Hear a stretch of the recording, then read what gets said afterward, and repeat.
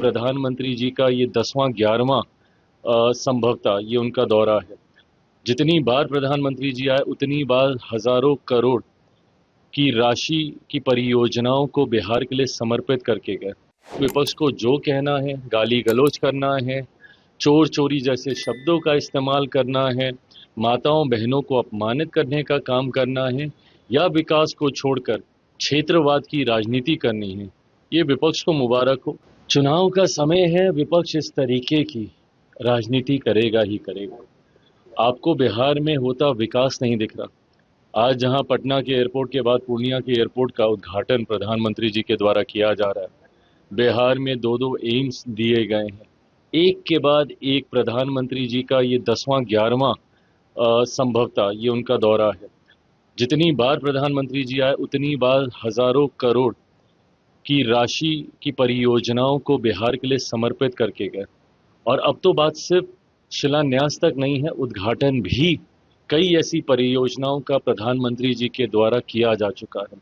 मैं मानता हूं विकसित बिहार बनाने के जिस संकल्प के साथ हम लोग आगे बढ़ रहे हैं, उस संकल्प, उस मुहिम का मजबूती से नेतृत्व प्रधानमंत्री जी के द्वारा किया जा रहा है और डबल इंजन की सरकार का लाभ अब बिहार और बिहारियों को दिखने लगा है।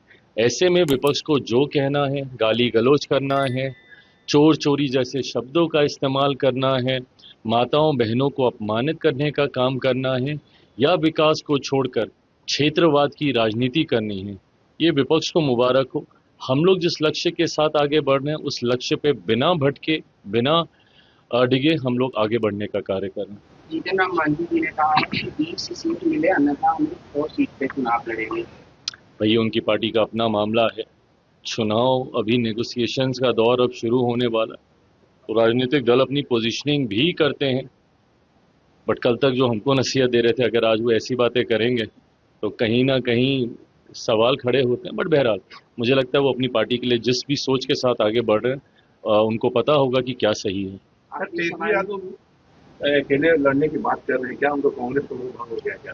कांग्रेस से मोह भंग होना स्वाभाविक है। जिस तरीके से कांग्रेस के नेता और नेता प्रतिपक्ष राहुल जी जब बिहार दौरे पर आए थे, एक लंबा समय उन्होंने यहाँ पे बिहार की जनता को भ्रमित करने के लिए एसआईआर वाले मुद्दे को लेकर उन्होंने यात्रा निकाली थी और उस यात्रा में बिहार के नेता प्रतिपक्ष ने अपना सर्वोच्च उनको समर्पित किया था। उनकी गाड़ी तक वो चला रहे थे, उनके पीछे पीछे हर मंच पर, हर जगह वो दिखने का काम कर रहे थे। पर उसके बावजूद उनके नेतृत्व को स्वीकारा नहीं गया, उनके नेतृत्व को कांग्रेस के द्वारा सम्मान नहीं दिया गया। तो ऐसे में कहीं ना कहीं इस बात की ठेस तो होगी ही होगी।